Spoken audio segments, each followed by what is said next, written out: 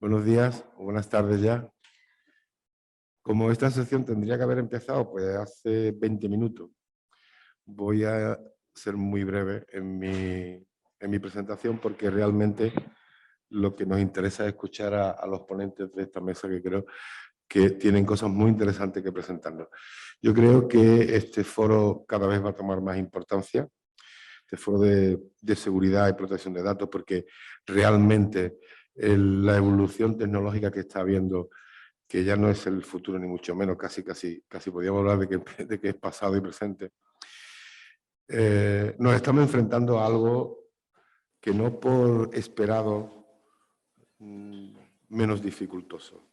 Es decir, nos estamos encontrando con que realmente hoy en día estamos poniendo cada vez más en esa globalización de la asistencia, de las prestaciones sanitarias, en el mundo de la accesibilidad, en las casas ya, con la telemedicina, con la teleasistencia, con el acceso directo de los propios usuarios de los sistemas sanitarios. Evidentemente eso es una gran ventaja, nos permite hacer muchas cosas, pero también no es menos cierto que tenemos que tener cuidado porque sí que empezamos a correr ciertos riesgos, más allá incluso de la propia regulación de ley de protección de datos, que es muy importante, pero sí también de la propia seguridad de los sistemas. Hoy en día hay que tener mucho cuidado porque esta tecnificación de los sistemas de información y de las tecnologías nos está llevando a un sistema crítico, tan crítico que hoy en día evidentemente difícilmente podemos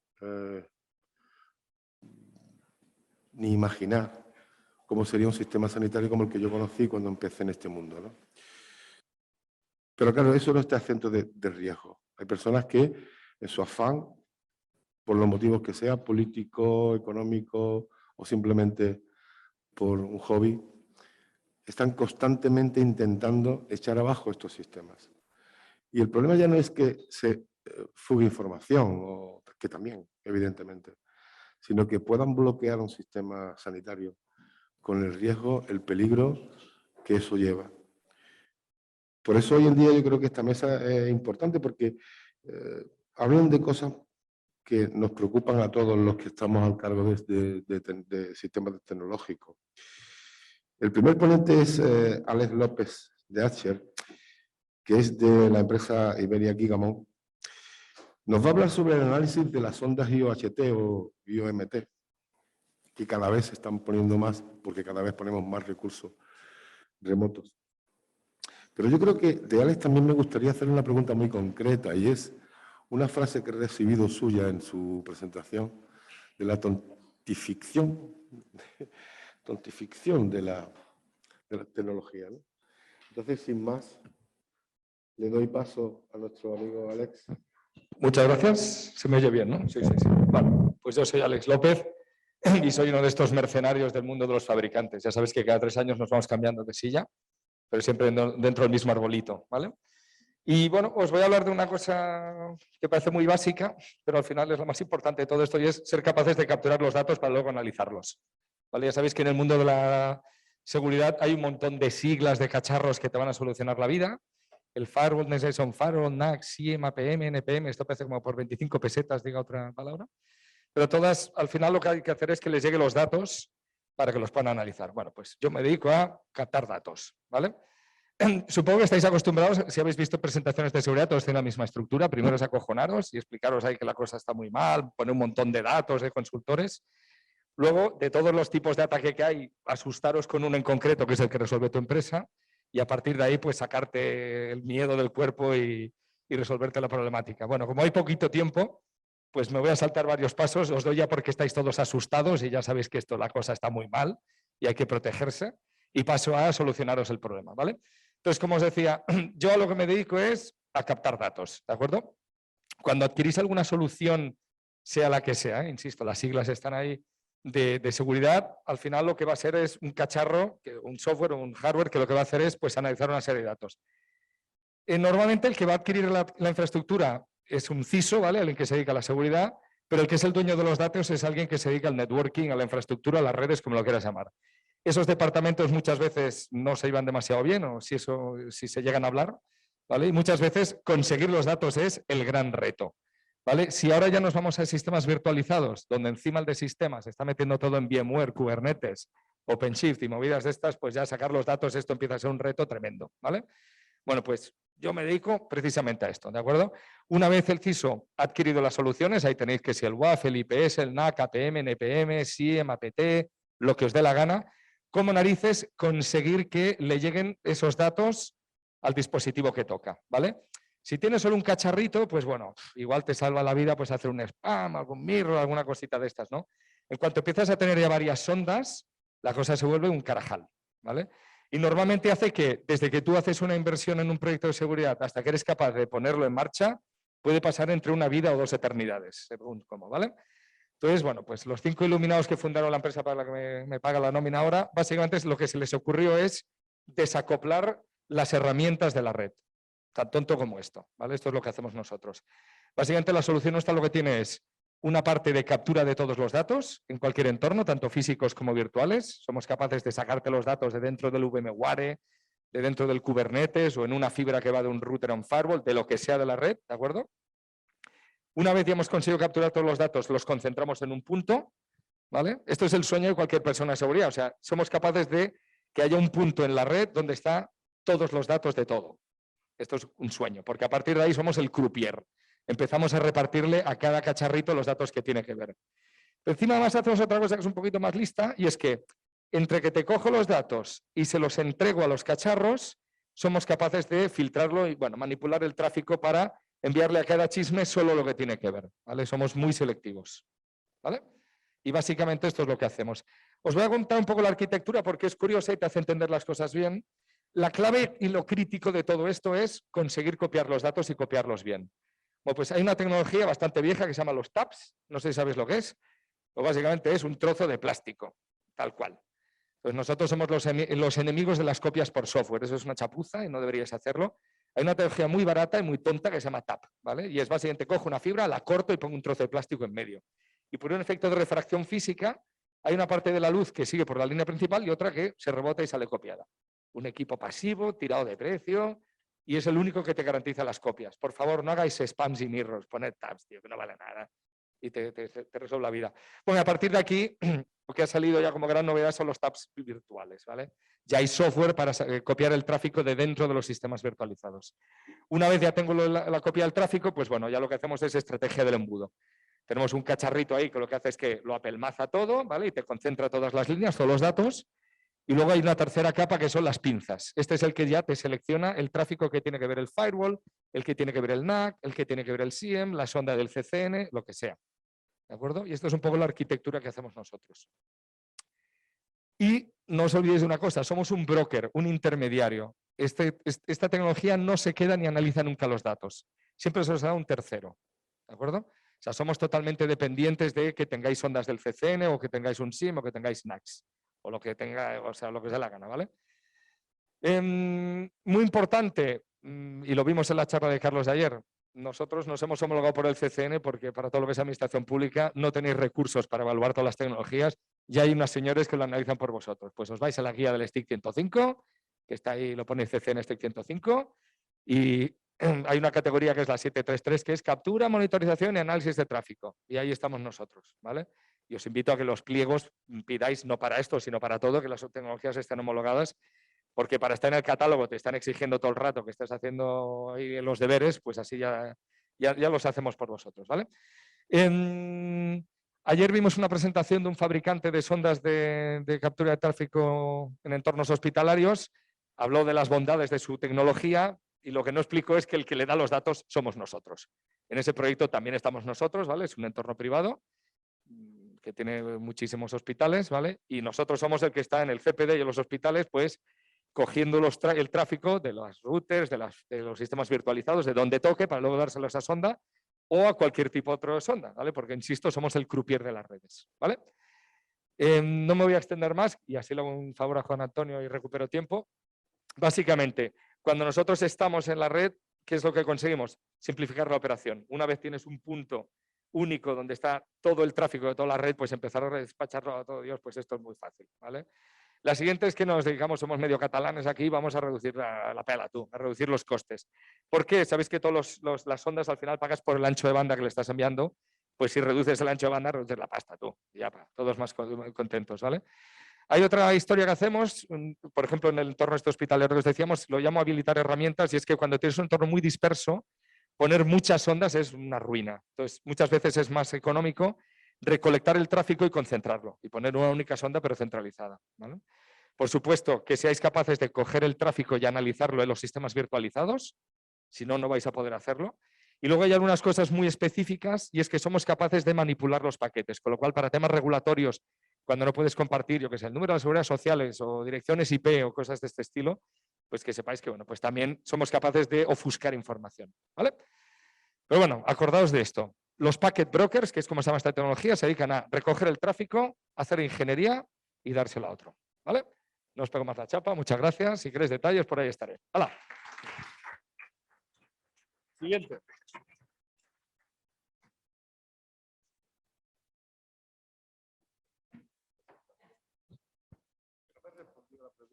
La tontificación, ¿eh? Tontificación. Bueno, esto es que en el currículum puse lo de la tontificación. Yo soy de los grandes creyentes que en el mundo de la tecnología nos estamos pasando de listillos y hacerlo todo muy complicado a nivel de marketing para subir los precios, básicamente. Entonces, una de las cosas que a mí me gusta es simplificar las cosas, como lo que he intentado hacer con esta presentación. Y en realidad lo que a mí me gusta es montar servicios gestionados, que es la manera de tontificar la tecnología, ¿vale? De hecho, estoy trabajando en cómo tontificar todas estas cosas y a través de los operadores normalmente. Vamos, encantado de tontificar lo que queráis. Muchas gracias, Alex. Bueno, pues nuestro siguiente ponente va a hablar sobre la monitorización IoT en sanidad. Javier Aguado, del grupo OESIA. Tuyo el micro. Vale. Bueno, pues yo vengo no a hablar de tecnología, sino a hablar de la importancia de la monitorización. Monitorizar se puede hacer de muchas formas y lo que hay que hacer es hacerlo bien para que nos sea útil. Además, lo vemos como una evolución natural desde la monitorización de las redes que ya conocemos, IT y IoT, ya que los entornos sanitarios tienen características similares a estas redes que ya existen, que conocemos y que ya podemos utilizar. Pero bueno, lo primero que vamos a ver, que yo creo que se ha hablado bastante, es por qué es importante monitorizar. Yo creo que es algo que todos sabemos. Tenemos, por ejemplo, los activos. Los activos en la sanidad son muy valiosos. Hemos puesto el signo del dólar. Muchas veces son muy caros. Pero va más allá. No son valiosos única y exclusivamente porque tengan un valor económico alto. Un activo en un hospital con, yo que sé, una resonancia magnética o lo que sea, es más valioso por las pruebas que puede realizar, porque hay gente que necesita realizarse esas pruebas y que si ese activo deja de estar funcionando, se dejan de poder hacer. Entonces, esos activos son muy valiosos, sobre todo por lo que hacen más que por lo que valen. Después, hay que ver que esto, desgraciadamente, en esta pandemia lo hemos podido ver, que los ciberataques pueden costar vidas. Es decir, el que no tengas de repente tus sistemas activos pueden hacer que no puedas darle un tratamiento a una persona que lo necesita y esa persona, pues bueno, puede fallecer. Entonces, eso está por encima del resto de valores de los activos, del dinero y demás. Y luego, la información que almacena es muy sensible. Estamos hablando ya no solo de que ese dato lo puedan exfiltrar y lo puedan, digamos, por ahí poner, sino que además ese dato es un dato que, por ejemplo, el médico necesita tener tu expediente cuando vas a verle, porque si no te trata a ciegas. También es muy sensible, es necesario, porque en un caso de una urgencia tienen que tratarte y si no tienen tus datos, pues te tratan como pueden, pero a lo mejor no saben que eres alérgico. Con lo cual, a lo mejor en esa urgencia puedes tener un problema. Entonces, son datos, o sea, son tres pilares que vemos muy importantes que además están haciendo que pues eso, los malos vayan enfocados a atacar estos sistemas porque pueden después todo esto convertirlo en una remuneración económica, que es lo que están buscando. Aparte de otro tipo de actores que puede haber, como hemos dicho, desde el chaval que está estudiando y quiere simplemente jugar o lo que sea, que a lo mejor no sabe lo que hace, o bueno, otro tipo de activismos. Entonces, nosotros creemos que la monitorización hay que hacerla, pues eso, partiendo de lo que ya sabes. Por eso decimos de evolucionar desde IT y desde OT. ¿Por qué desde IT?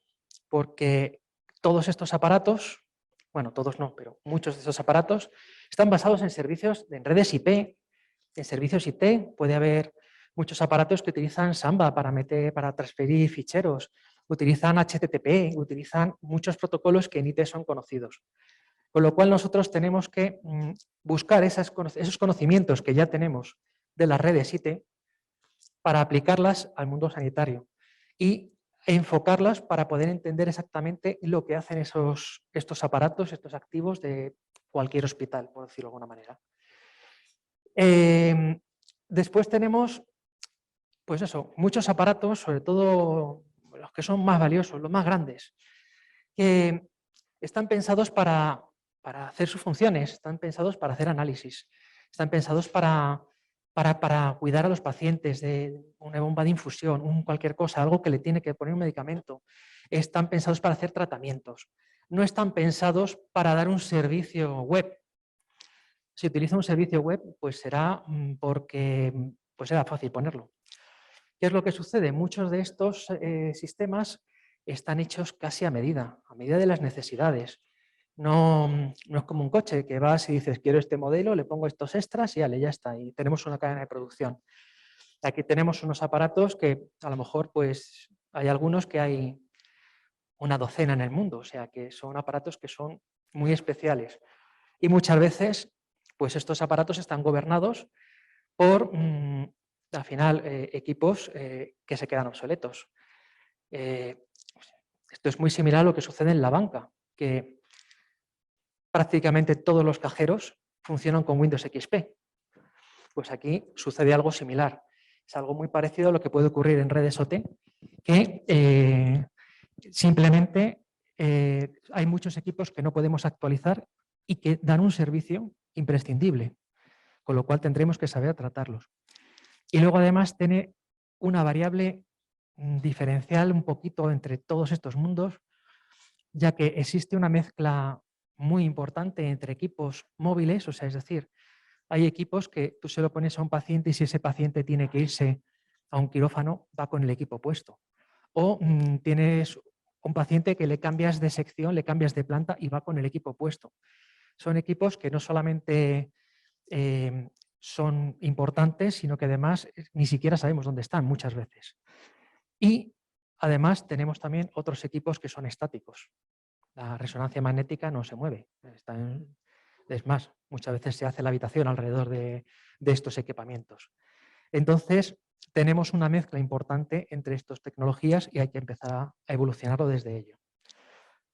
Entonces, vamos a hablar un poquito de requisitos de la monitorización, pero ¿por qué estos requisitos? Para que la monitorización sea útil. Tenemos que hacer un servicio basado en los que ya conocemos. Si ya tenemos un servicio de monitorización y gestión de incidentes, de IT o lo que sea, pues tenemos que aprovecharlo, tenemos que añadirlo a ese servicio. No podemos hacer un servicio de monitorización de los PCs de la parte administrativa y luego tener otro servicio para monitorizar pues, todos los dispositivos médicos. Tenemos que juntarlos para poder así tener sinergias y poder tener la visión completa. Tenemos que además utilizar tecnologías que aparte de las cosas del mundo IT, sepan diferenciar, sepan ver todas las comunicaciones, todas las cosas específicas de los dispositivos de IoT de sanidad. Es decir, no podemos poner cualquier cosa, tenemos que poner algo que sea específico, que entienda el mundo IT, pero que además sepa decirme qué es lo que tengo en sanidad. Y luego siempre hay capas de protección proactiva. Es decir, puedo poner una capa que diga, no, pues a esta resonancia magnética solo le puede hablar esta máquina. Pues la monitorización tiene que saber qué cosas se están protegiendo, si hay algo que se está parando, inclusive también si tengo vulnerabilidades, también saber si esos equipos son vulnerables. Tengo que tener toda la información. ¿Por qué? Porque proteger una cosa está bien, pero hay que protegerla del que no tiene que entrar. Y si un médico tiene que acceder a un sitio y no puede, tenemos que también poder verlo para solucionarlo rápido, para que esto sea práctico y útil. Entonces, para tener una monitorización eficiente, tenemos que hacer primero un diseño de arquitectura, no tenemos que ir a vender una tecnología y ya está, sino simplemente primero tenemos que ver qué es lo que hay, para ver qué es lo que hay que poner. Tenemos que ofrecer visibilidad de todos los dispositivos, ya sean IT u OT, y tenemos que tener capacidades de búsqueda, de análisis y de todas estas cosas. Viéndolo un poquito más en detalle, por ejemplo, esto es un ejemplo de lo que podría ser un mini hospital, una red donde podemos tener pues, una salida a internet, una parte de administración, suponiendo que esté bien organizado, que puede ser más caótico, pero bueno.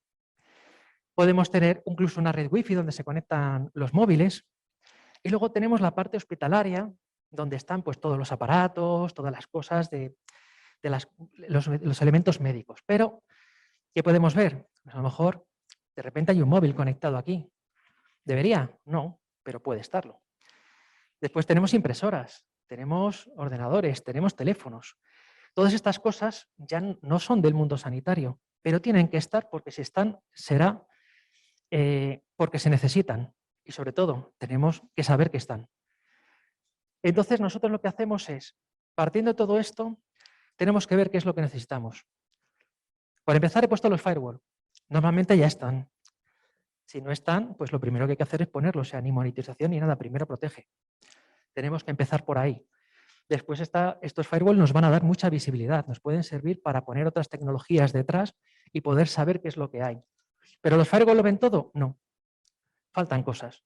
Entonces, estudiando esta arquitectura tenemos que ver dónde poner estos sondas Network Packet Broker que nos acaban de comentar, dónde tenemos que estar escuchando, dónde tenemos que replicar esta información, dónde tenemos que tener las cosas para poder ver todo y tener visibilidad de todo.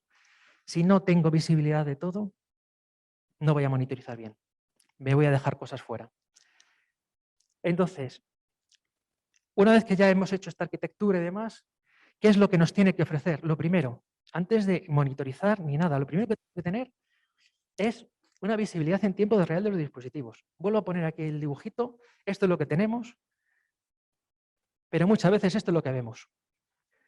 Es decir, los aparatos que están fijos, puedo saber dónde están y demás, pero luego hay muchos aparatos que o no sé qué son o no sé qué están o simplemente ni sé si se mueven de un sitio a otro.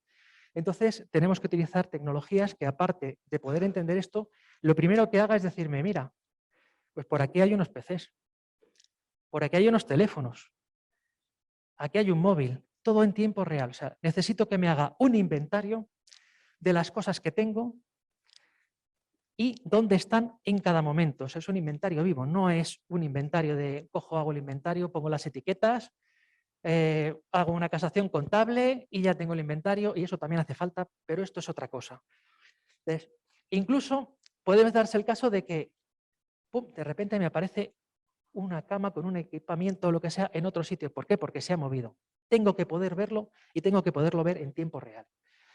Entonces, una vez que ya tengo todo esto y ya tengo herramientas, ¿qué es lo que tengo que poder hacer? Tengo que poder ver, los datos me tienen que ser útiles, me tienen que servir.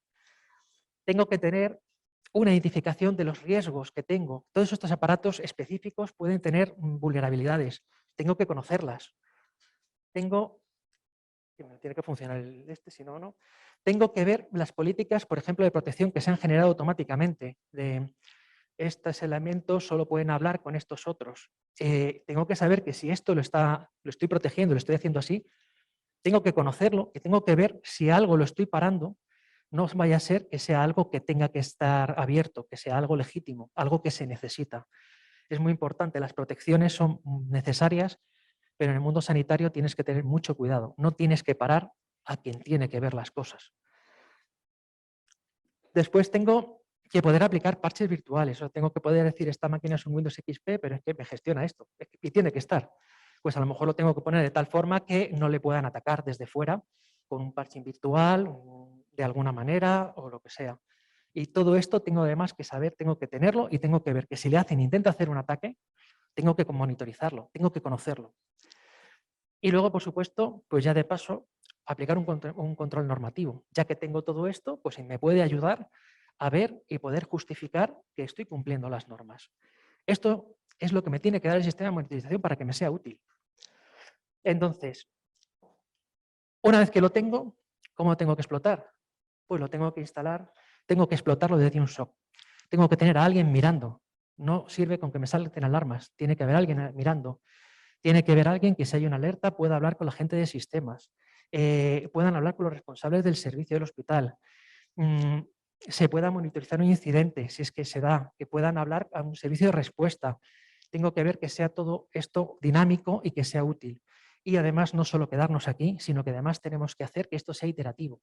Es decir, mañana abren una nueva planta, traen un nuevo equipamiento, pues tengo que a través del SOC volver a mirar, ver que se puede monitorizar toda esta parte, ver si hace falta añadir alguna cosa y poder hacer que todo esto esté vivo. No sean cosas puntuales de ahora lo pongo y mañana he abierto el edificio este de al lado, pero eso no me lo monitorices, total, si es muy nuevo. Entonces, ya para terminar, voy a poner un par de ejemplos muy básicos. Por ejemplo, sería una visibilidad de inventario, donde es el punto por donde he empezado, el primero. Tenemos gente de sistemas que no tienen ni idea de lo que tienen por ahí.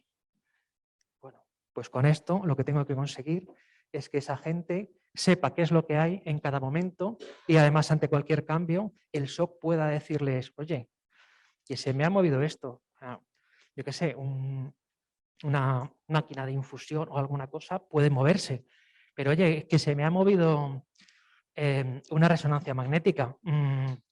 ¿Alguien ha cambiado alguna configuración en la red? Porque ahora me sale que en vez de estar en el sótano está en la cuarta planta.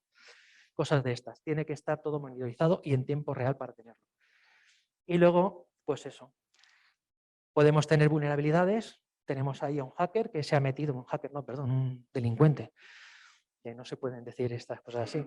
Tenemos un delincuente que se ha metido y está haciendo algo porque hay una vulnerabilidad y demás. Muchas veces los de sistemas están ahí tan contentos, ni lo saben. Lo que tenemos que hacer no solo es protegerlos, sino que además sepamos que están intentando hacer ese intento de vulneración, de acceso, de lo que sea. Entonces, e incluso poder poner esa protección para que ni siquiera pueda llegar a entrar. Lo primero sería ver que están intentando entrar o que han entrado. Lo segundo, ya una fase más, sería protegerlo para que no puedan, que sea una protección automática y demás. Y bueno, y esto es todo lo que os quería comentar. Muchas gracias por vuestro tiempo.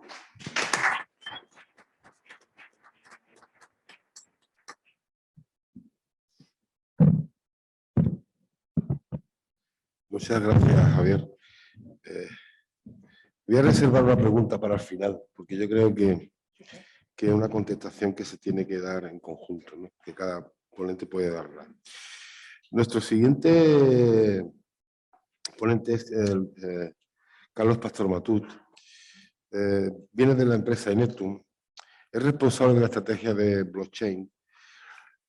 Nos viene a hablar de algo que también es preocupante y que nos preocupa sistemáticamente en las organizaciones, y es la gestión de la identidad desde varios puntos de vista. Y bueno, le dejo la palabra a Carlos a ver qué nos cuenta sobre esto. Interesante. Parece que me han identificado y no me ponen la presentación. ¿Va? Ah, perdón. Ahora, vale. Bueno, yo vengo a hablaros de otra cosa totalmente diferente a las ponencias anteriores. Es de la gestión de la identidad, en este caso en entornos sanitarios, ¿no? Yo creo que el concepto de identidad, bueno, aquí hay un montón de problemas, no voy a contar uno a uno, pero todos tenemos experiencias donde nuestros datos no sabemos dónde están, para qué los usan, no tenemos acceso. Cuando intentamos que alguien borre un dato nuestro de alguna base de datos es imposible. Las barreras, es verdad que tenemos un derecho, la ley nos cubre, pero luego el ejercicio es muy complicado. En la práctica es muy complicado conseguir que se borre nuestro dato de algún sitio, entre otras cosas, porque para empezar no sabemos quién lo tiene y, por supuesto, no tenemos ninguna constancia de para qué se lo hemos dejado, aunque ellos deberían tenerla.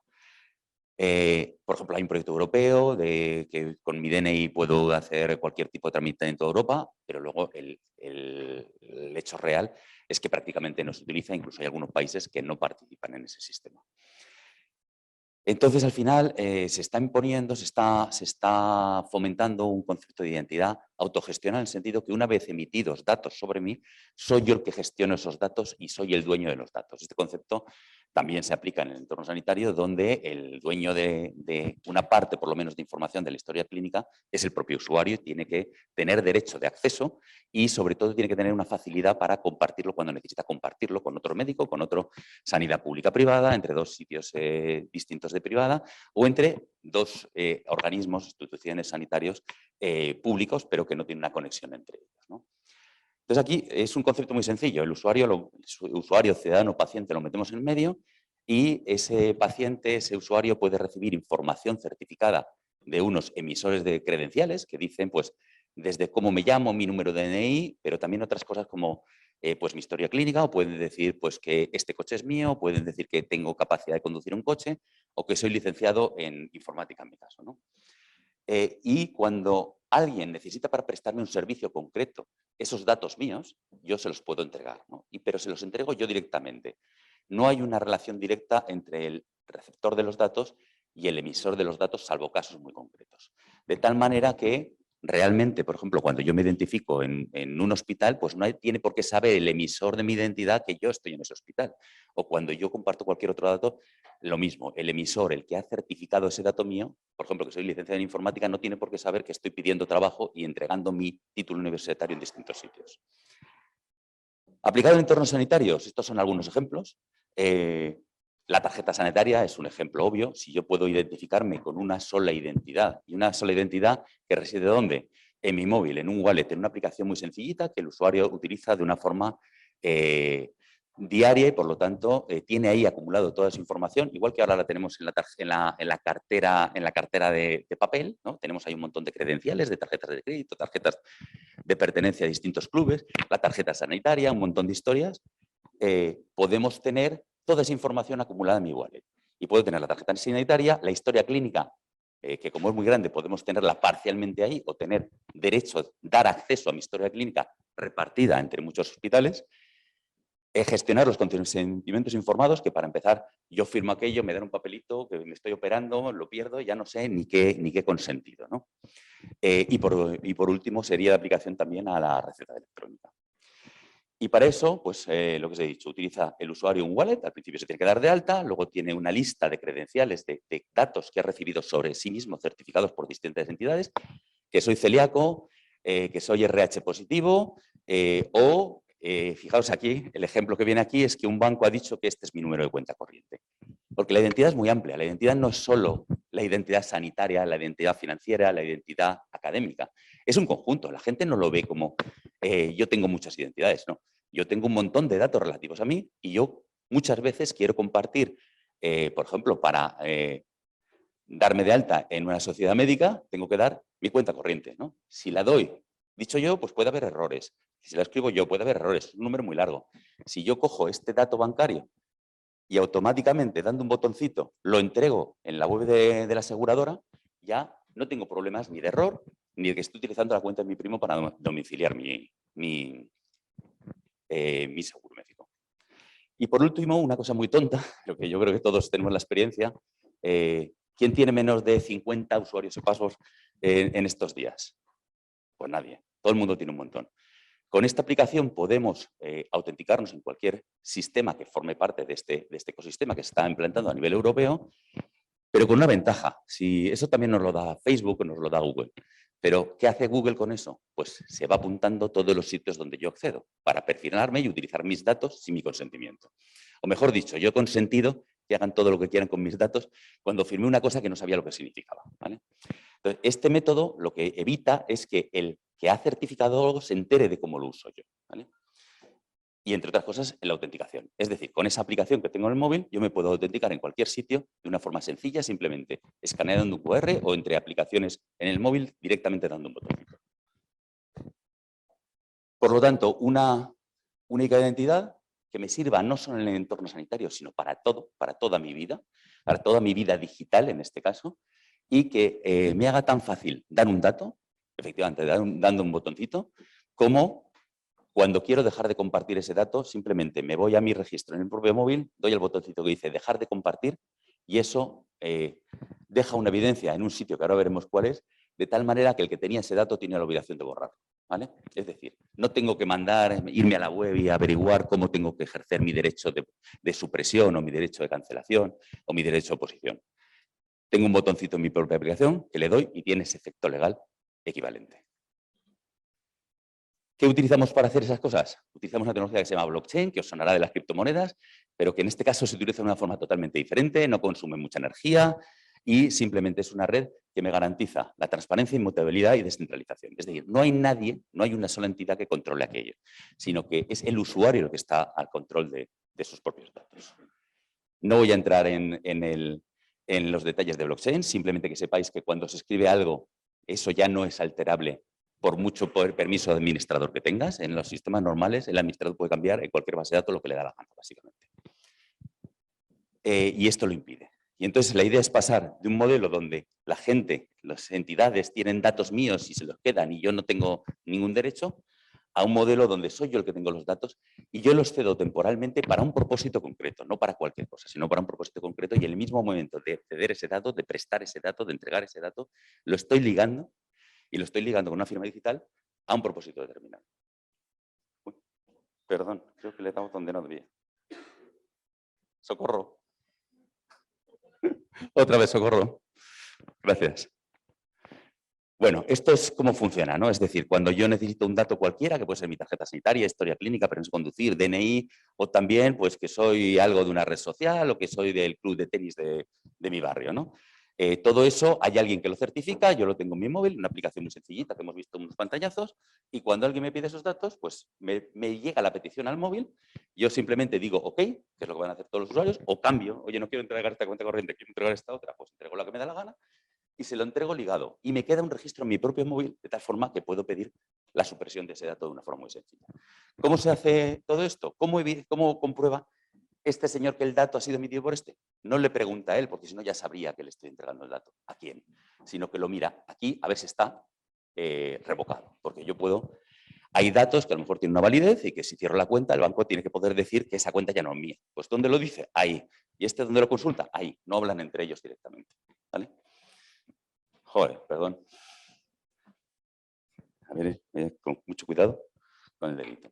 Bueno, esto hay un proyecto que se llama Dalion que lo que hace es implementar esa solución a nivel español de forma colaborativa en la que participan un montón de empresas multisectoriales. Queremos incorporar nuevas empresas de otros sectores para avanzar en hacer que esta solución de gestión de identidad sirva para muchas cosas y en el que también participan como observadores ciertas administraciones públicas, el Ministerio de Economía y Transformación Digital, la SEDIA, la Secretaría de Estado de Digitalización e Inteligencia Artificial, la Secretaría de Estado de Telecomunicaciones, un par de gobiernos regionales, estamos abiertos a más, tenemos contactos y colaboración con más gobiernos regionales, un par de ayuntamientos, un par de universidades, también hay una universidad que es de los socios y hay un par que son observadores simplemente. ¿Los observadores qué hacen? Pues darnos su opinión sobre lo que vamos haciendo. Tenemos una colaboración estrecha porque lo que queremos es que esto se adopte no solo en el mundo privado, sino en el mundo público y privado, porque la identidad para mí es la misma en el mundo público que en el privado.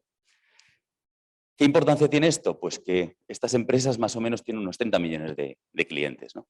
Con lo cual no tenemos que empezar desde cero. Todos esos datos ya existen. Lo que tenemos que hacer es darles a los usuarios una forma más sencilla de gestionarlos. Y luego también estamos en relación con proyectos europeos. El modelo viene de una asociación de blockchain que se llama Alastria, que hemos definido ahí el modelo de gestión de identidad, que ha sido la base de un estándar español. El primer estándar mundial de gestión de identidad utilizando blockchain es español. Ha sido base también del estándar europeo CEN-CENELEC. Se ha contribuido el estándar español para que a nivel europeo se estandarice una cosa muy parecida. Estamos colaborando desde la Asociación Alastria, de distintas personas, en el proyecto de identidad europeo que se llama ESIF, European Self-Sovereign Identity Framework, que básicamente hace esto mismo que os he contado, pero a nivel europeo en vez de a nivel español. Y luego, bueno, pues que veáis que ha tenido cierto impacto cuando se publicó este proyecto, pues salió en tanto medios nacionales como internacionales, pues que se estaba lanzando esta iniciativa. Estamos en contacto también con el gobierno español para que ese modelo se extienda y cruce la brecha que hay muchas veces entre el sector público y el sector privado y para que se utilice de forma. Por lo tanto, resumen de la reunión, una identidad, pero no solo para el sector sanitario, sino para otros muchos sectores, para todos los sectores, para que yo tenga una gestión de identidad muy sencilla de utilizar con mi móvil, una aplicación, que es lo que utiliza todo el mundo ahora, y que tengo una visión completa de todos los datos que han certificado sobre mí y todos los datos que yo he entregado, para qué, y los puedo retirar inmediatamente. Muchas gracias.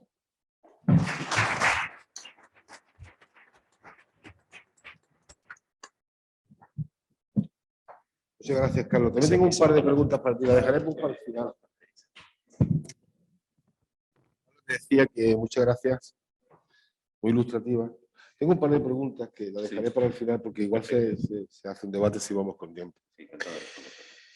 El siguiente ponente es Javier Alonso, del grupo Relgens, y nos va a hablar de algo que nos preocupa mucho, yo creo que nos preocupa mucho a casi todos los que estamos aquí, que es la vulnerabilidad de los dispositivos médicos y la estrategia para su control.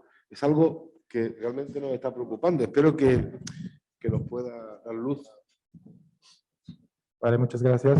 Gracias a todos por estar aquí. Vamos a hablar primero, bueno, de vulnerabilidades de los dispositivos médicos.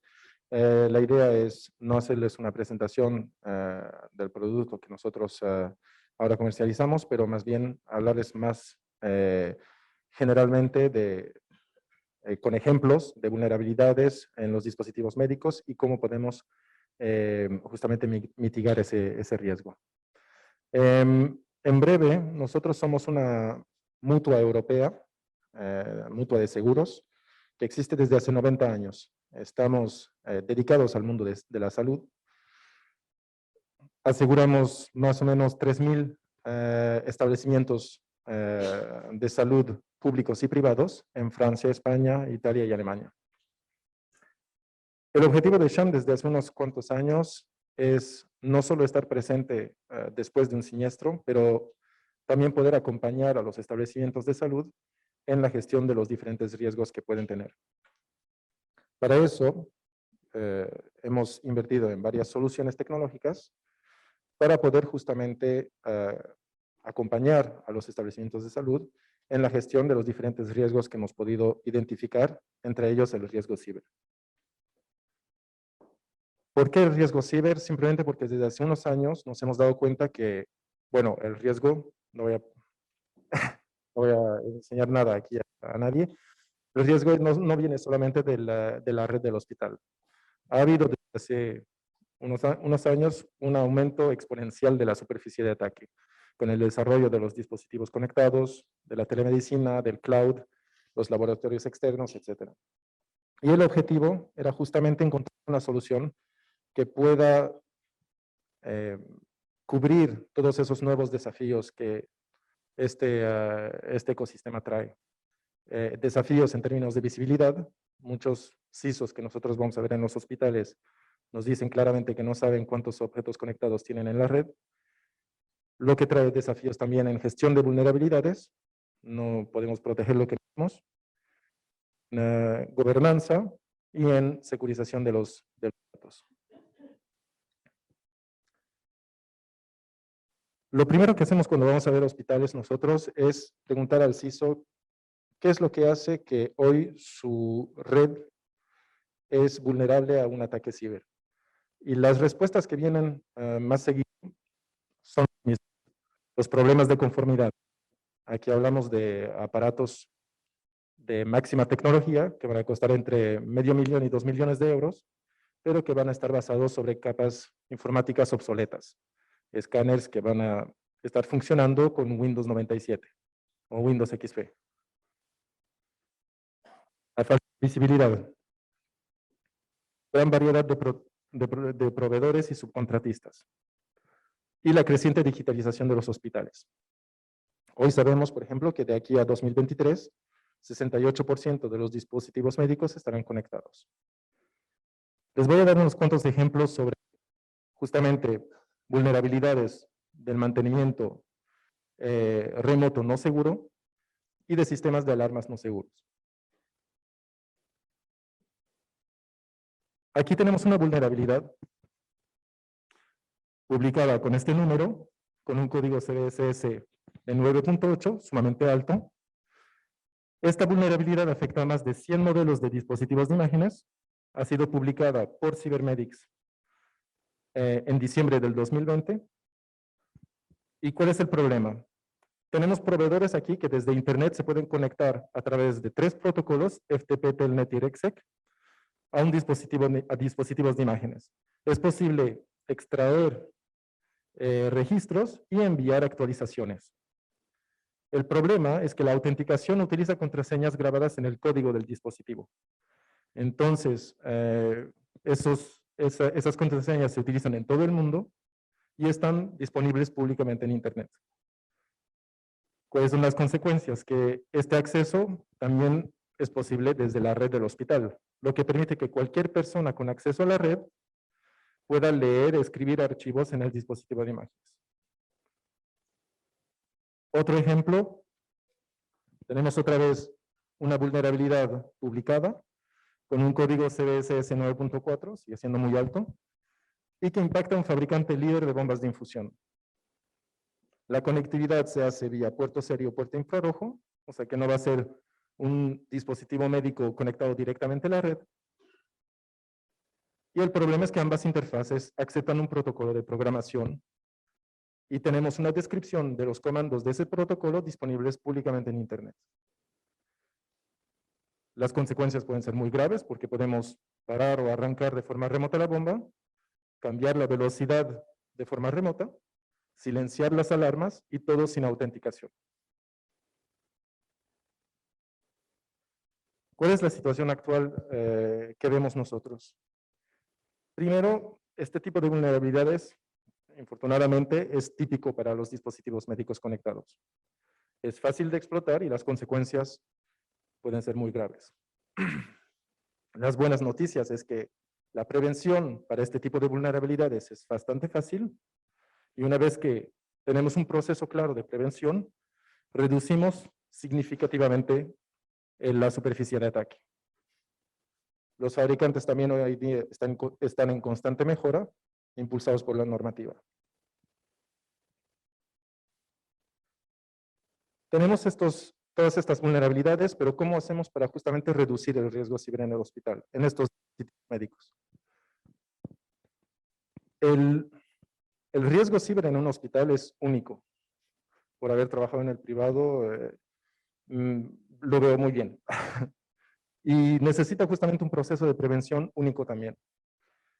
Necesitamos primero tener información sobre estos dispositivos, recompilar la información, mapear los objetos y flujos de la red, comprender la autenticación por telemetría, el acceso a archivos o registros, el cambio de configuración, el control remoto, saber quién utiliza qué aparato y con qué frecuencia, saber si los flujos están encriptados o no, entender cómo se debe segurizar y entender qué se debe segurizar y cómo, cuál es la compatibilidad con los softwares de terceros, actualizar también la seguridad del dispositivo de forma interna, aplicando políticas de acceso a la red vía el firewall o el NAC, o de forma externa controlando el acceso de los fabricantes al dispositivo médico y controlando el acceso del dispositivo a Internet en general o a Internet, servicios de Internet específicos.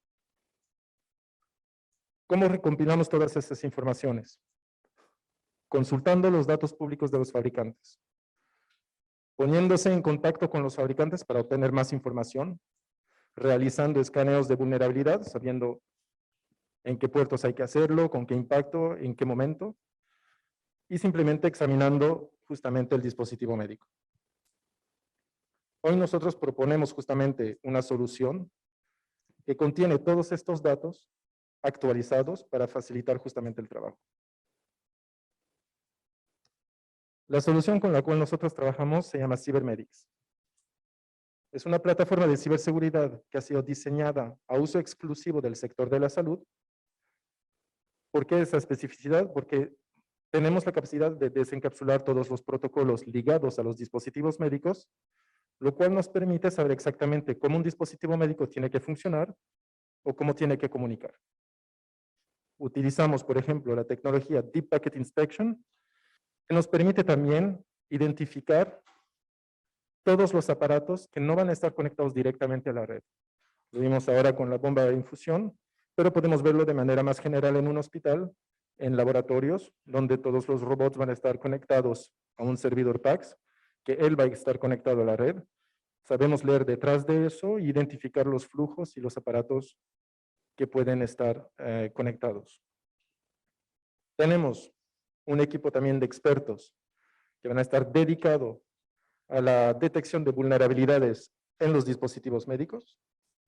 En el 2021 publicamos más de 15 vulnerabilidades y colaboramos con los fabricantes, con los proveedores de seguridad y los organismos de regulación. ¿Cómo funciona CyberMedics? Funciona sobre 4 cosas. Primero, el inventario. Vamos a hacer una cartografía completa de todos los dispositivos conectados en la red. Los vamos a categorizar. Es que es un dispositivo médico, un objeto conectado a un dispositivo médico. Y una vez toda esa cartografía hecha, vamos a evaluar los riesgos. Vamos a categorizar cada dispositivo según la vulnerabilidad y la gravedad de esa vulnerabilidad. Pero teniendo esta especificidad al mundo de la salud, vamos a aumentar el cálculo de vulnerabilidad según la criticidad clínica de cada aparato. Mientras más un aparato va a estar cerca del paciente, más su vulnerabilidad va a estar calculada como alta. En términos de detección y respuesta, también vamos a poder identificar cualquier anomalía de comportamiento en los flujos de comunicación y a través de integraciones con el firewall o el MAC, como dije hace rato, vamos a poder tener elementos de respuesta en la plataforma donde vamos a poder meter en cuarentena un dispositivo o segmentar la red y aislar el. También vamos a poder tener una infinidad de reportes completamente personalizados justamente para tener una gobernanza completa de todo lo que pasa en su red. Bueno, no les voy a presentar el producto, las funcionalidades ahorita. Lo que yo quiero es, sobre todo, mostrarles qué es lo que hemos podido detectar con los diferentes clientes con los que trabajamos hoy en Europa. Aquí vamos a ver, por ejemplo, una computadora en la maternidad que se está comunicando vía Telnet a un escáner de General Electric utilizando varias veces los credenciales por defecto. Ese tipo de comunicaciones vamos a inmediatamente alertarlo. Puede ser un problema de configuración en la computadora de la maternidad, pero también puede ser un ataque de fuerza bruta sobre el escáner. Aquí vamos a ver una computadora que está conectada vía USB a un equipo Roche de hematología. Inmediatamente la plataforma va a cambiar la tipología de la computadora. Ya no es una computadora normal, es una estación de trabajo de hematología, porque está conectado a material de hematología. Entonces, inmediatamente vamos a ver que este aparato se está conectando a Facebook, YouTube, Instagram. No son riesgos muy graves, pero es un comportamiento anormal de una estación de hematología.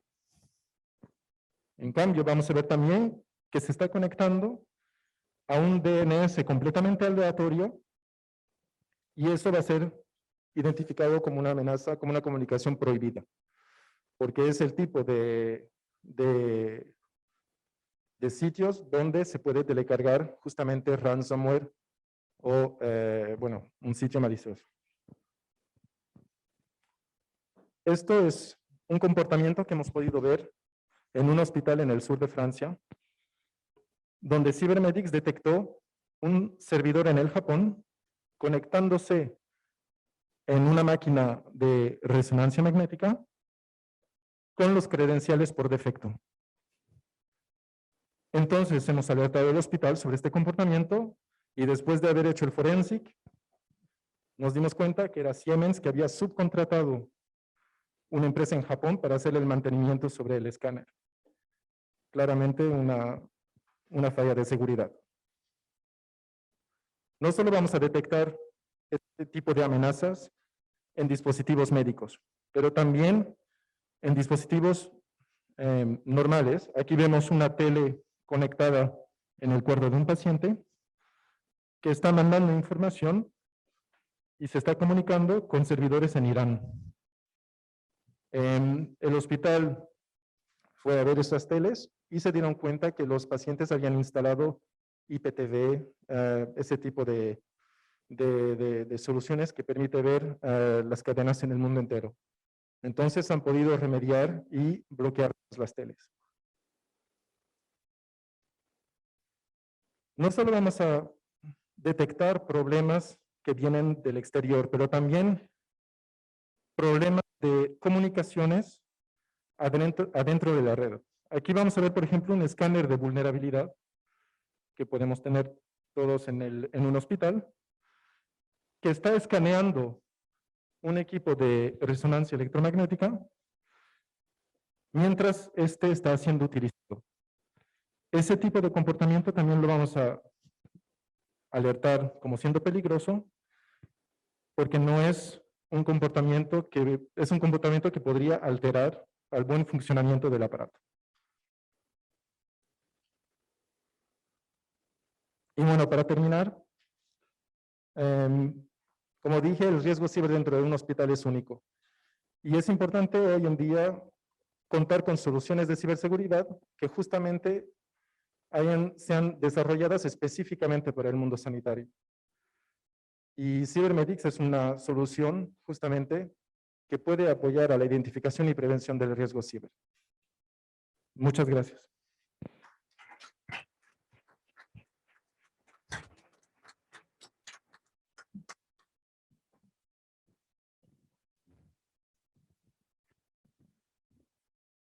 Javier, muy interesante tu presentación. Ahora después te haré algunas preguntas al respecto. Bueno, aquí tenemos a Pablo Chapinal. Pablo Chapinal de la empresa en español Microsoft. Y que, claro, nos va a hablar de la nube. Y de esa inquietud que normalmente tenemos, ¿es segura o no segura? ¿Qué nos puede decir al respecto? La nube es segura, pero ahora lo vamos a comentar. Bueno, la verdad que a mí me gustaría, es muy interesante haberme quedado para el último porque al final... Sí. No tengo los 46 minutos, ¿no?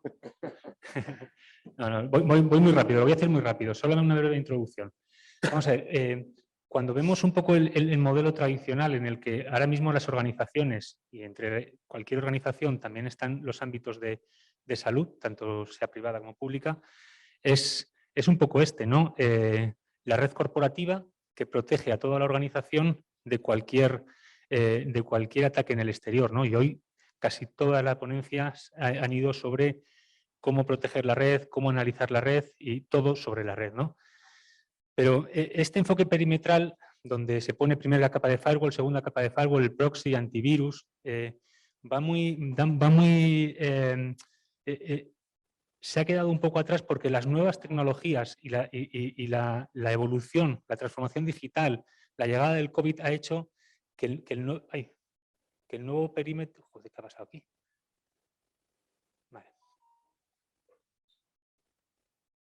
Que el nuevo perímetro sea ¿no?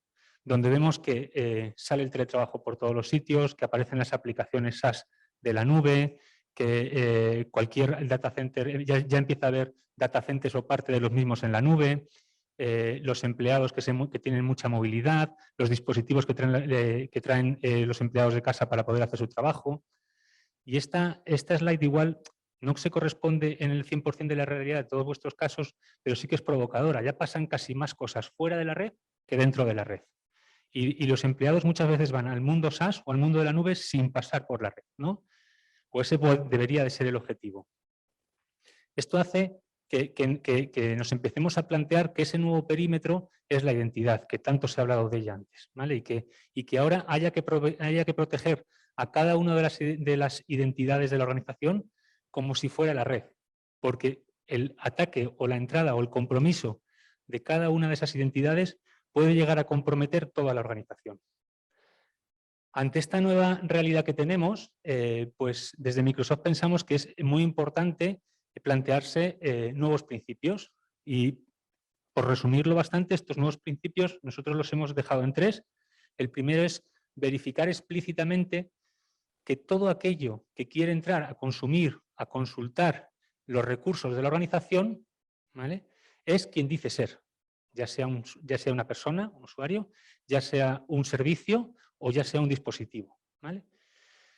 Siguiente es usar el acceso con privilegios solo cuando sea necesario. ¿Qué significa esto? Pues todas aquellas identidades que tengan privilegios altos en la organización, que además generalmente se mantienen bastante estables, pues que no los tengan asignados de manera constante, sino que solo se les asignen cuando necesitan usarlos.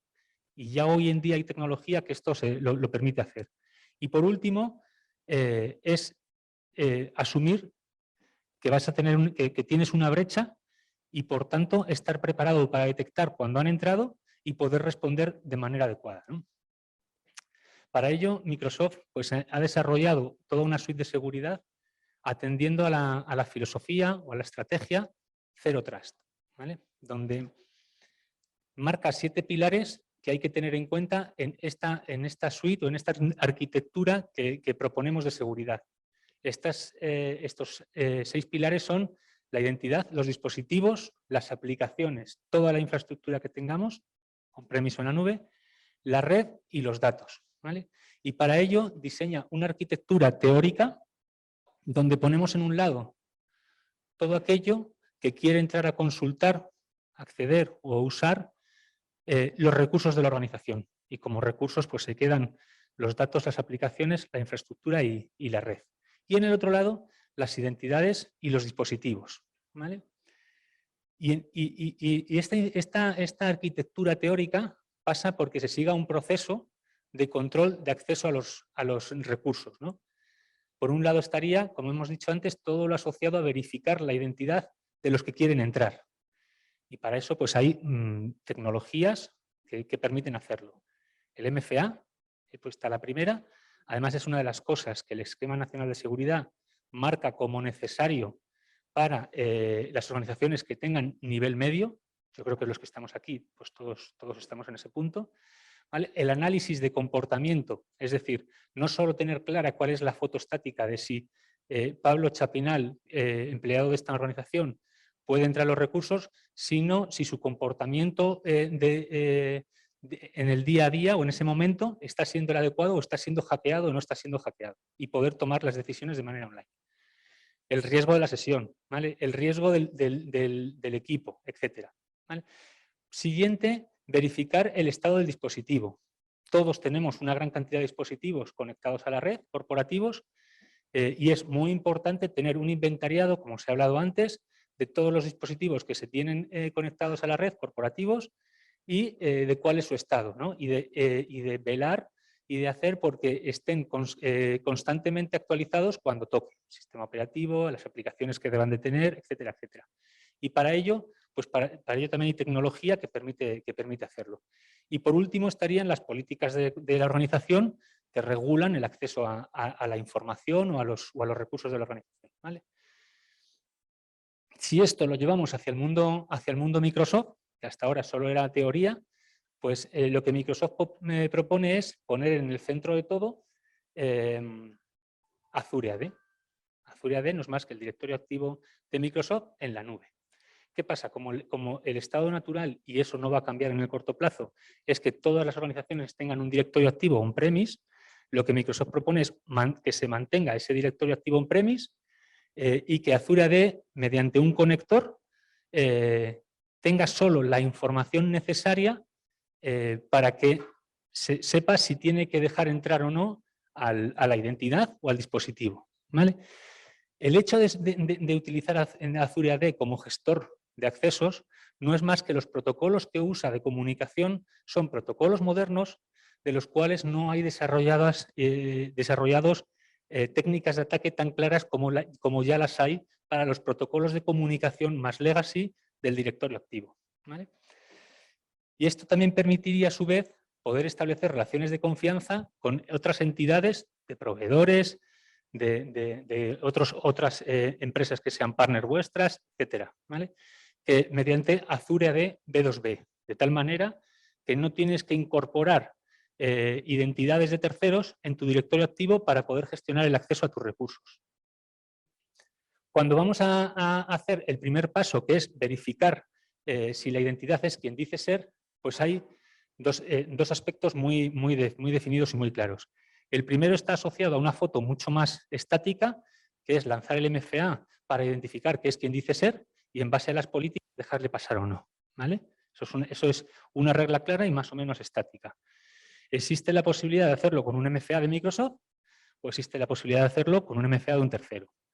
Adicionalmente, lo que Microsoft propone es empezar a reducir en la medida de lo posible el uso de las contraseñas para que no viajen por la red y, por lo tanto, para evitar un punto de fallo en tu arquitectura y empezar a usar el Hello for Business, que es un código, que es un reconocimiento biométrico, etcétera, etcétera, a nivel local, en el hardware local, que no viaja por Internet, ¿vale? O por la red. Y con eso habríamos tenido, como he dicho, una foto estática, pero se puede llegar más allá y se puede establecer la condición de acceso en base al riesgo de la identidad.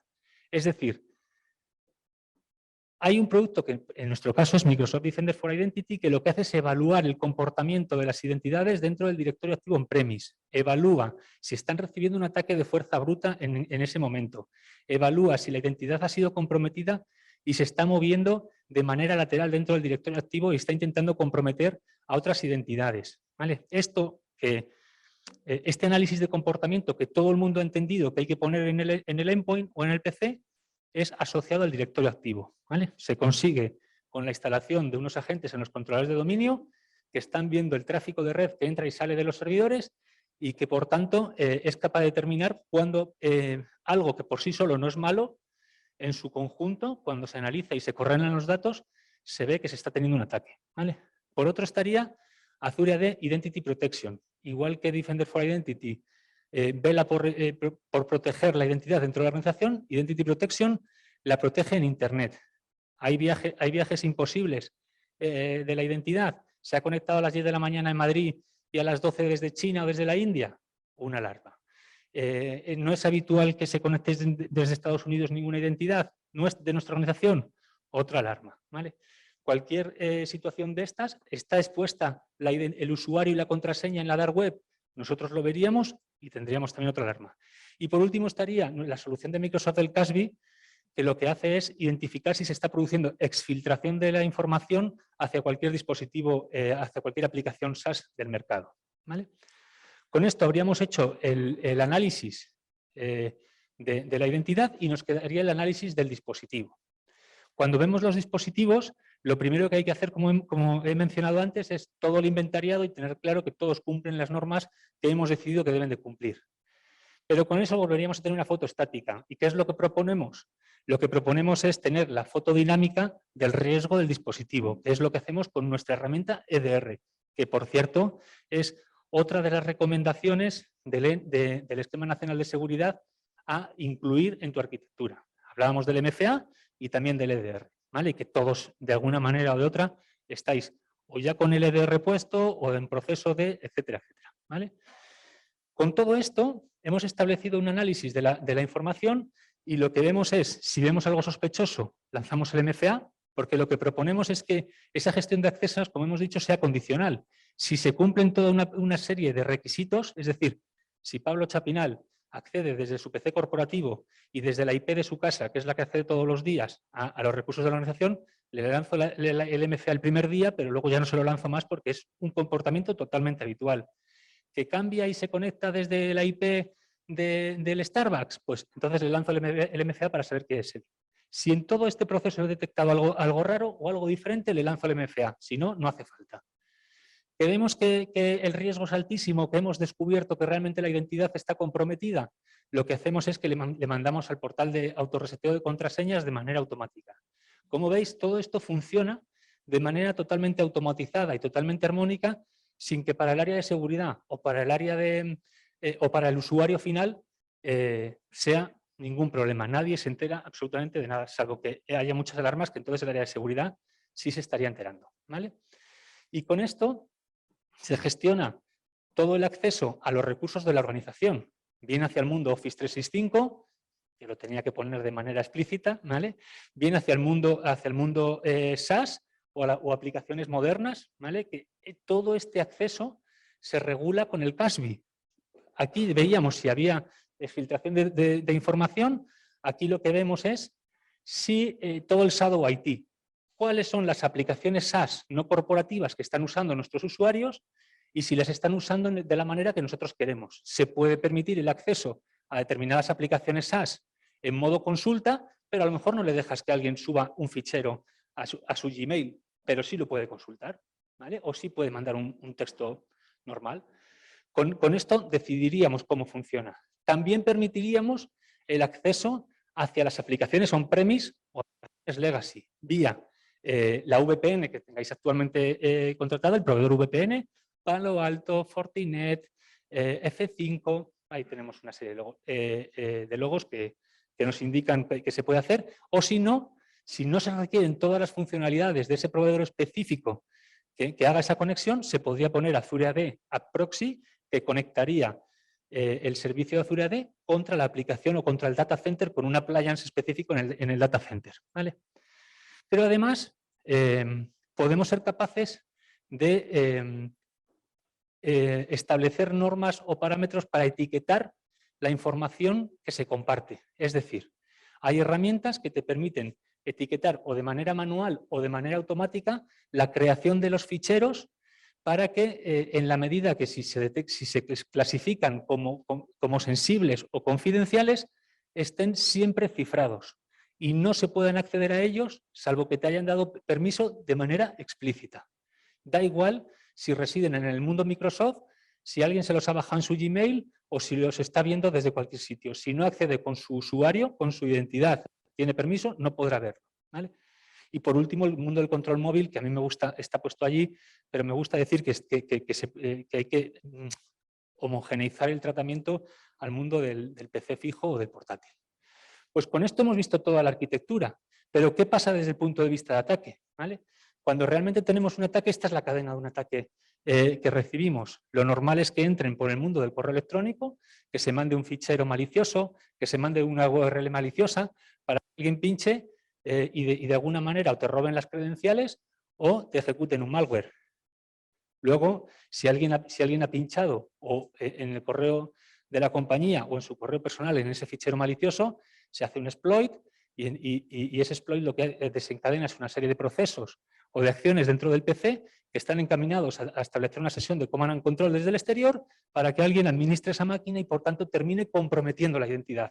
El objetivo final, tanto si es phishing como si es un exploit, como si es un malware, es comprometer la identidad. Y una vez que estás en la identidad, pues te mueves lateralmente hasta comprometer la organización, comprometer los datos y la organización. Pues lo que Microsoft dice es, tiene un producto, como hemos visto antes, a nivel de arquitectura de gestión de accesos, pero aquí se ve desde el punto de vista de gestión del SOC, tiene un producto o una solución para cada uno de estos puntos. Pero me gusta decir que no es un producto, sino que es un subproducto. ¿Por qué? Porque realmente el producto es Microsoft 365 Defender, que desde una consola es capaz de ver todas las alertas que se aglutinan en un único incidente, siempre que sean de ese único incidente, y por tanto la detección y la respuesta se simplifica muchísimo. Y poco más, que cuando vamos a los analistas, tanto Gartner como Forrester dicen que esto lo hacemos muy bien. Y poco más. Muchas gracias.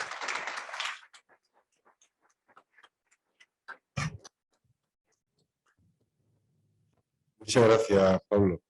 No sé si nos ha acabado. si le ha aclarado a las personas si son seguras las nubes o no. Bueno, nos queda media hora. Yo tengo aquí un par de preguntas, pero las voy a hacer rápido y corto porque me gustaría que aprovecháramos estos 30 minutos que nos quedan todavía para que los asistentes a esta mesa, bueno, los asistentes a estas ponencias, seguro que tendrán algunas preguntas que hacer o alguna aportación que quieran aclarar. Yo voy a hacer dos preguntas muy claras que me preocupan. La primera, realmente hemos hablado de identidad, pero estamos hablando de que identificamos realmente al usuario o a los dispositivos, porque a mí eso me preocupa mucho. No es lo mismo que me identifiques a mí que identifiques a mi móvil, porque mi móvil se me puede perder y cualquier hacker de medio pelo me rompe la contraseña, eso está claro. Y la segunda pregunta es, ¿hasta dónde creéis que es responsabilidad, digamos, de mantener seguros los sistemas, los dispositivos médicos, o las empresas no tienen ninguna responsabilidad en esto? Es decir, nosotros adquirimos un servidor o montamos un servidor y le montamos un sistema operativo, y mientras que ese sistema operativo esté vigente, la empresa que ha desarrollado ese sistema está sacando parches de seguridad conforme está viendo vulnerabilidades o puntos de debilidad. Sin embargo, compramos un equipo que vale cientos de miles de euros o incluso millones y no pasa nada. Lo colocan allí, lo coloca cualquiera además, algunas veces ni sabemos que lo han colocado, colocan un servidor que tampoco sabemos ni que lo han colocado, lo conectan a la red sin saber cómo lo han conectado, no tenemos clave, no sabemos dónde está, no sabemos lo que hace. Además, cuando queremos actualizarlo, nos dice, esto no lo actualice porque ya funciona el equipo. Y mi pregunta es, ¿dónde está la responsabilidad de estas empresas? Yo, en una mesa que estuve de ponente en este caso, no voy a decir dónde, para no herir sensibilidad por si alguien ha quitado por aquí. Al lado mío estaba un ponente también que era su director en este caso, responsable de toda esta parte. Y lo presentó el moderador lo presentó como el subdirector de alta tecnología. Cuando me tocó a mí hablar, que fue al siguiente, le pedí al moderador que por favor hablara con mi jefe para que me cambiara el nombre, al menos mi responsabilidad, y pusiera director de tecnología de medio pelo. Porque claro, si ese era el de alta tecnología, porque se responsabilice él, ¿no? Lo que no puede ser que me responsabilice yo. A mí me gustaría que, bueno, no sé si son interesantes estas preguntas, pero a mí me parecen, a mí me preocupan, ¿no? Y dejo abierto el debate para el resto de los asistentes, ¿no?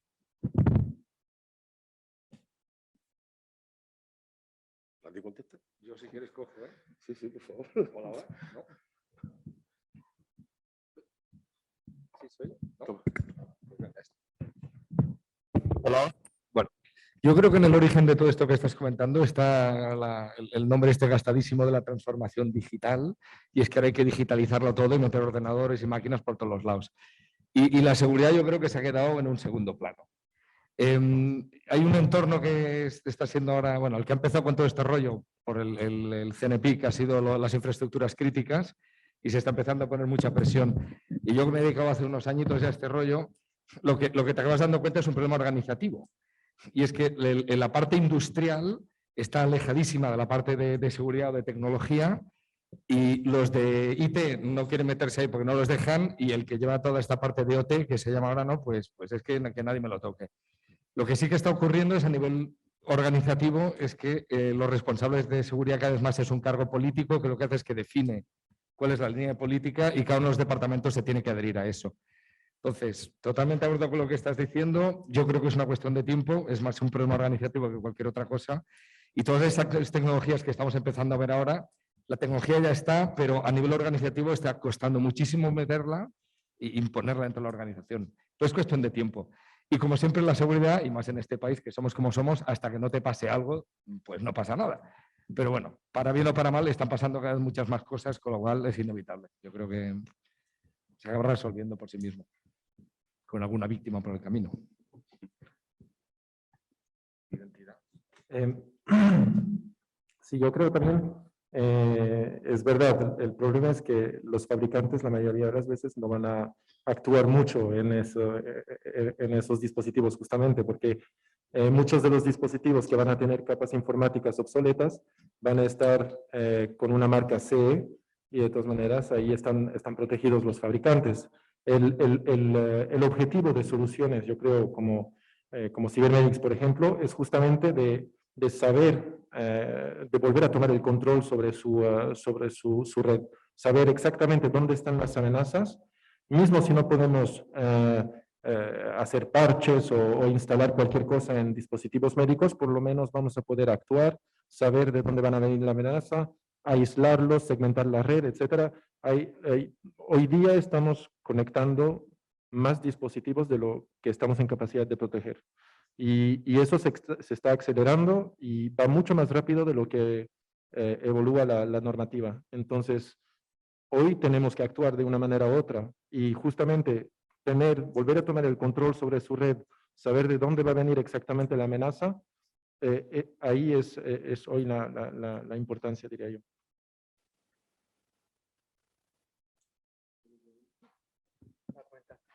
Yo, por ejemplo, has dicho lo de la otra pregunta, identificar a la persona que hay detrás del dispositivo, al dispositivo. Ambas cosas.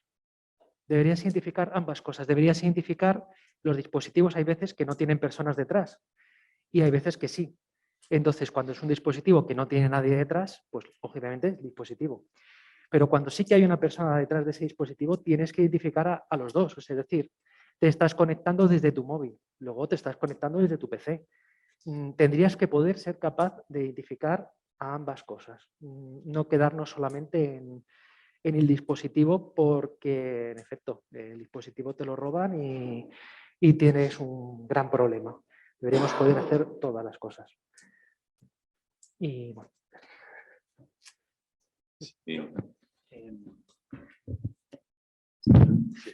Creo que en mi opinión, vamos a ver, el tema de la identidad ha quedado claro que es necesario hoy en día estar identificando a la persona o al usuario, no tanto a la persona sino al usuario, ¿vale? Y a los dispositivos. Creo que hoy en día hay mucha conexión de nueva tecnología a la red, pero también se demuestra, y aquí hay una pequeñísima parte de lo que hay en el mercado, que hay mucha tecnología que te permite controlar y securizar esto. Lo que pasa es que la necesidad de evolución se ha sobrevenido tan rápido que no sé si hay capacidad presupuestaria para asumirla. Tanto a nivel de recursos humanos, que hay una clara falta de recursos especializados en seguridad en el mercado, tanto en el público como en el privado, como de recursos monetarios para poder comprar tecnología. O sea, todos tenéis claro que todo esto que os contamos, yo creo que no os enseñamos mucho, lo que no sé si es fácil llevarlo a cabo en las organizaciones. No sé si la seguridad tiene el peso que debe tener en todos los comités de dirección o en todas las mesas donde se toman las decisiones. Queda muy bien decir que sí que se hace, pero no sé si se hace.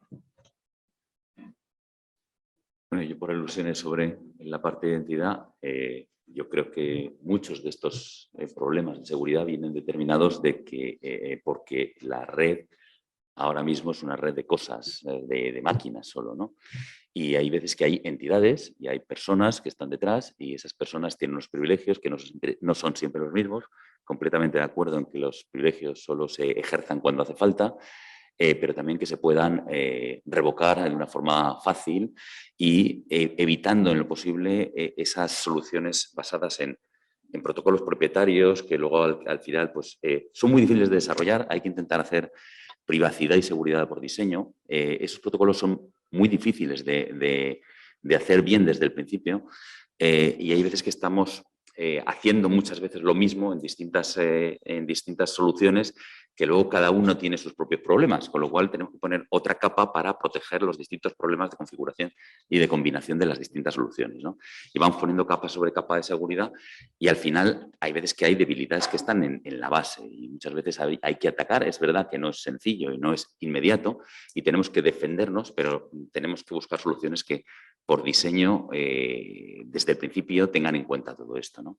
Y tengan en cuenta pues, que si yo tengo 7 elementos de seguridad diferentes, 7 mecanismos de identificarme diferentes, pues el pedirme que cambie mi password todos los días, ponga o todas las semanas o todos los meses y ponga cosas que no tengan que ver ni con nada conmigo, ni con tal, que las cambie, que no tenga relación con ningún dato que yo pueda recordar, claro, es imposible, ¿no? Al final, ¿qué pasa? Pues lo tengo en un post-it, lo tengo en la cartera, lo tengo en no sé qué. Al final, si no hacemos las cosas fáciles para el usuario se salta las reglas y pedirle que haga cosas que ni Superman puede hacer, pues no sé, es que no ha cumplido las normas. Es que es imposible que se sepa las normas para empezar si le damos unos sistemas tan complejos, ¿no?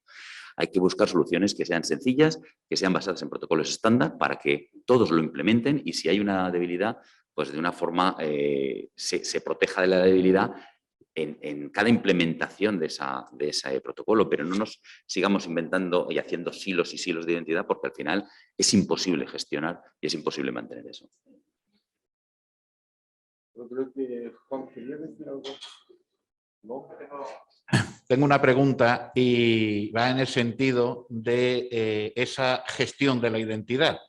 En primer lugar, pues bueno, al representante de Gigamon, pues me ha sorprendido de que ha dicho que es licenciado en informática. Yo también, somos de las raras avis de aquellas primeras promociones y yo creo que mi pelo ya lo denota, ¿no? Y voy en el sentido de que en la parte de seguridad para mí hay una premisa fundamental. O sea, aquí estamos diciendo de verificar la identidad, el comprobar la identidad, pero yo voy un paso anterior todavía. Es decir, yo soy de los que piensan de que tengo que desconfiarlo primero y cuando tengo una evidencia, entonces haré algo. ¿A dónde quiero llegar con esto? Pues hemos visto por la presentación que nos ha hecho el compañero de Microsoft que vamos a basarlo todo en un gestor de identidad, de no sé qué, de no sé cuánto, que está en tal sitio, que permite, que hace, que... Y mi pregunta va en el sentido de la desconfianza. ¿Al guarda quién lo guarda? Al guardia. Bueno, precisamente hay veces que, a ver, ¿qué es la identidad? ¿Cuál es la identidad que tenemos todos? ¿Cuál es la que, si fuera fácil de utilizar, facilitaría mucho la identificación? No toda la identidad, pero sí la identificación de las personas. El DNI digital. ¿Por qué no lo usamos? Porque es incómodo, porque yo llevo un lector de DNI en la mochila, sí. Pero no creo que todo el mundo lo lleve. Es que además el problema está de que el DNI digital, que tiene su certificado y que en teoría la administración digamos, facilita el uso y obliga el uso del DNI electrónico para determinadas transacciones, al final lo que tiene el DNI electrónico es el mismo certificado de la Fábrica Nacional de Moneda y Timbre que yo me puedo descargar. ¿Vale? Con lo cual, por esa parte, digamos que poco avanzo. Pero en segundo lugar, ese documento solo tiene validez actualmente en España.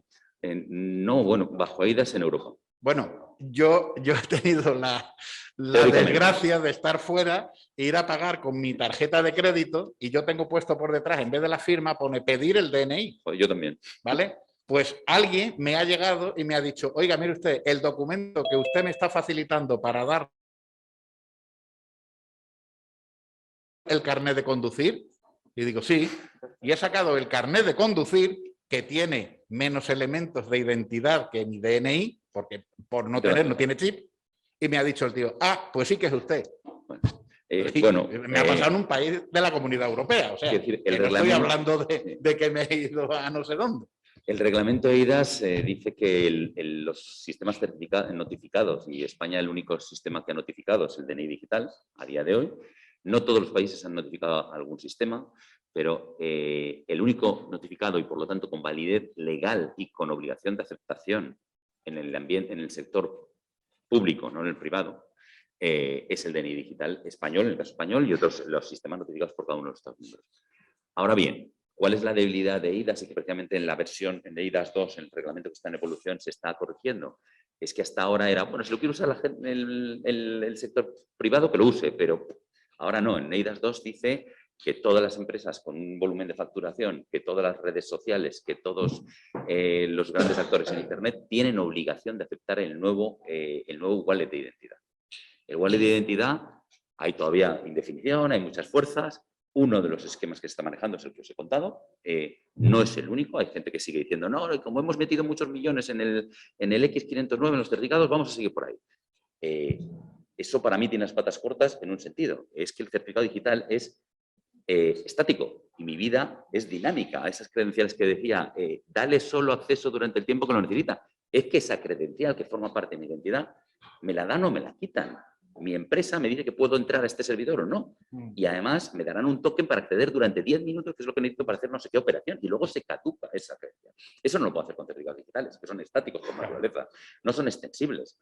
Entonces, han estado muy bien. Yo he trabajado muchos años en eso, pero ya tenemos que pasar a otro tipo de tecnologías que permitan una identidad dinámica, que es lo que estamos viendo todos, ¿no? Es decir, yo creo que los compañeros lo han reflejado muy bien.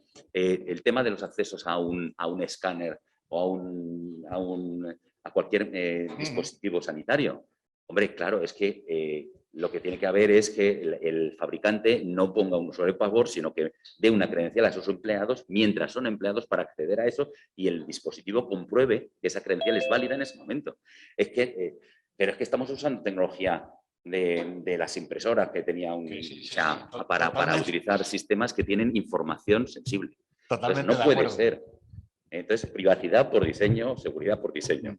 No, o sea, están muy bien los elementos de protección que han dicho, hay que ponerlos hasta que cambiemos el escáner y ese escáner ya sea capaz de hacer las cosas bien. Pero vamos a intentar ir a ese futuro no inmediato, por desgracia. Me estoy extendiendo mucho, por favor. Quería añadir una cosa. No sé si está entendido. Sí. Una cosa, lo que has dicho, que es seguridad en el diseño, y cuando ese escáner sea seguro, también vamos a poner nuestros sistemas de protección porque es más seguro varias capas que una sola. Con lo cual eso, y por supuesto, visualizando todo lo que ocurre. Y de esa manera... Por supuesto, o sea, la seguridad hay que ponerla, pero a la pistola hay que ponerle un seguro, no dispare sin querer. De esa manera casi estaríamos seguros totalmente. Casi. O sea, quiero decir que hay que hacer las cosas y seguir protegiendo. Pero no solo proteger porque está mal y no actualizamos el escáner ese que tiene un usuario y password que es admin 23. Como muchos routers y muchos elementos de red que es admin 123. Bueno, hay un tema, yo creo que es básico y es de formación. Yo creo que ya hasta que las guarderías no nos den a todos un poco de informática y conocimiento, pues estamos fastidiados. Pero cada vez más estáis viendo, si veis ahora la cantidad de grados que hay en la universidad, es que mi hija acaba de entrar ahora y vamos, estoy acojonado de la cantidad de cosas que hay. Es mucha mezcla de tecnología con cualquier otra cosa, ¿no? Ahora mismo, que estaba el otro día con otro amiguete que tiene una empresa de temas de escaneados de vulnerabilidades así por el mundo salvaje, y andaba loco buscando a sociólogos informáticos. O sea que si vuestro hijo está en la universidad, pues tía, hacerle el doble grado ese si es que existe. Y me decía, claro, los matemáticos analizan muchos datos, pero no tiene papa de qué hacer con ellos, y el sociólogo, sociópata sabe lo que quiere, pero no sabe cómo manejarse con esto, ¿no? Pues se va a tener que mezclar más. Y en sanidad, pues exactamente lo mismo. Esto es lo que hay. ¿Hay alguna pregunta más, Sala?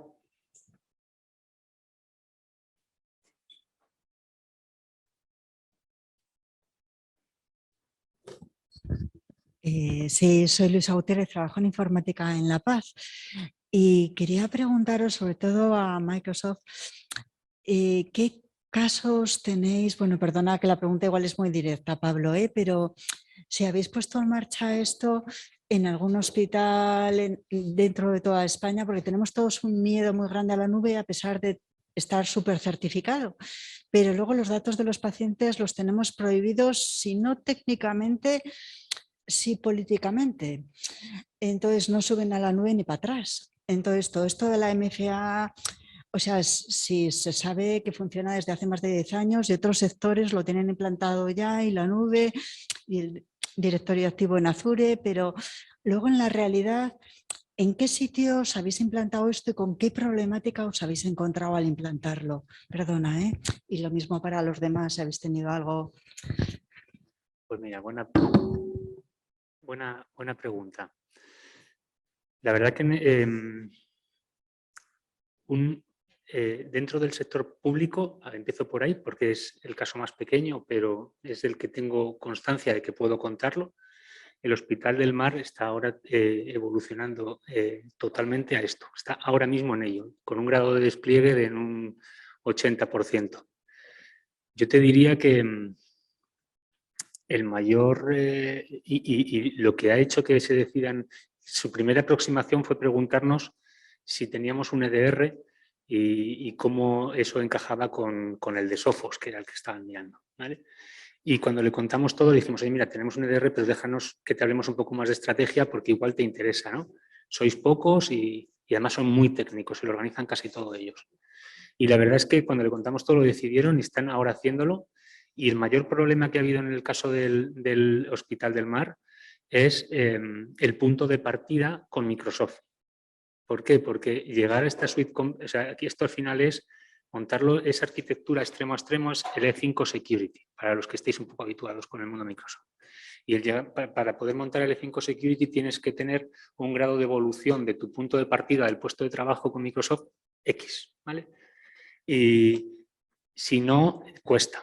Entonces, ellos lo tenían, estaban en el mundo F3. Lo bueno que tenéis en sanidad es que hay un gran despliegue del Office con la letra F, que para los que lo sepáis es lo que permite la movilidad y por tanto es mucho más barato, y el crecimiento de la seguridad, el F5 Security, es mucho más barato. Pero no ha habido, lo han desplegado o lo hemos desplegado en mes y medio, creo que llevamos con ello.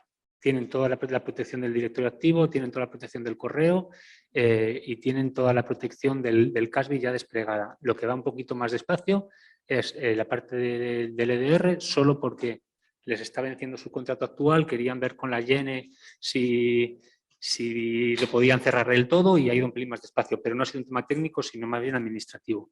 En el ámbito privado, pues te diría que el que tiene una solución extremo a extremo es uno muy grande que recibió un susto muy grande hace un año y desde hace un año así tiene todo, muy, muy montado además. Ellos están ahora evolucionando hacia el cloud y desplegarán todo esto, toda la parte del Defender en el ámbito cloud.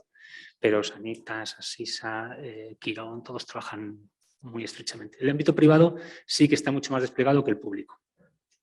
Y en el público vamos poco a poco aprovechando la renovación de los Enterprise Agreement con cada una de las consejerías, con cada uno de los organismos, no de consejería, perdón, de salud, y van tomando pequeñas decisiones, pero el factor más limitante es el presupuestario. Gracias.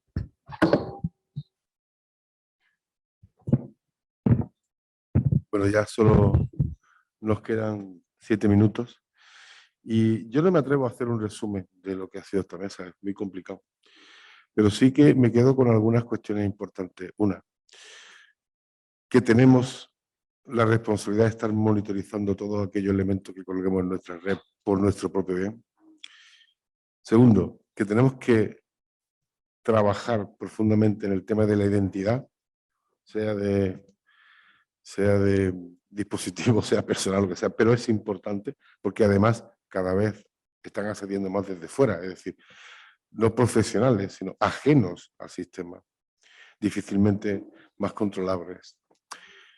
Y además con perfiles dinámicos, es decir, no perfiles estáticos. Y por último, la importancia de la vigilancia extrema a los dispositivos médicos, primero, por la falta de seguridad en sí mismo, intrínseca que tienen. Y segundo, por la debilidad que nos mete en nuestras propias redes. No me puedo olvidar de Microsoft y de cómo nos ha hablado de que esa nube es segura, de que esa nube se puede utilizar. Y yo creo que el futuro será ese, ¿no? No sé si será un futuro a medio, largo o corto plazo. Corto no creo, pero sí que cada vez empecemos a consumir más de nube, ¿no? Muchas gracias a todos por estar aquí y os invito a que contempléis la siguiente mesa, que es muy, muy interesante. Muchas gracias.